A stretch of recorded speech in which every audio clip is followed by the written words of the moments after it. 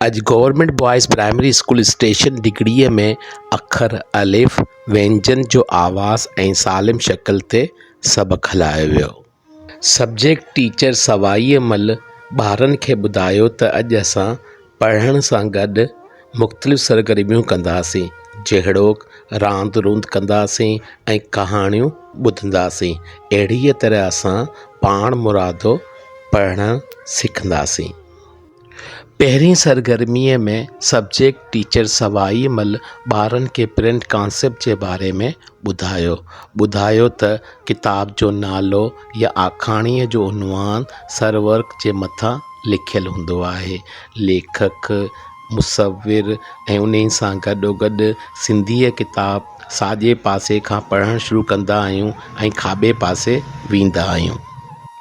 ॿी सरगर्मी मज़ेदार रही। ॿार तमामु घणो लुत्फ़ अंदोज़ थिया। ॿारनि खे चयो वियो त फ़र्ज़ु करियो तव्हां ऊंदाहे कमरे में वेठा आहियो, जिते तव्हां कुझु ॾिसी नथा सघो पर आवाज़ ॿुधी सघो था। तव्हां मुख़्तलिफ़ लफ़्ज़ ॿुधंदो ऐं सुञाणंदो त इन्हनि लफ़्ज़नि में अॼु जो सिखियलु आवाज़ आहे या न।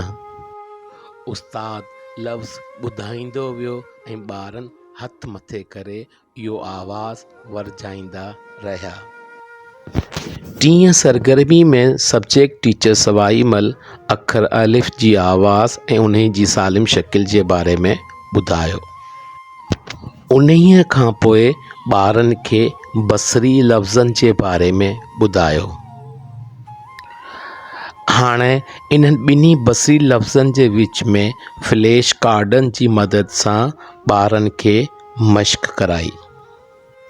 चौथीं सरगर्मीअ में सब्जेक्ट टीचर सवाईअमल अखर अलिफ जी शुरूआती आवाज़ वारियुनि तस्वीरनि खे ॾेखारियो।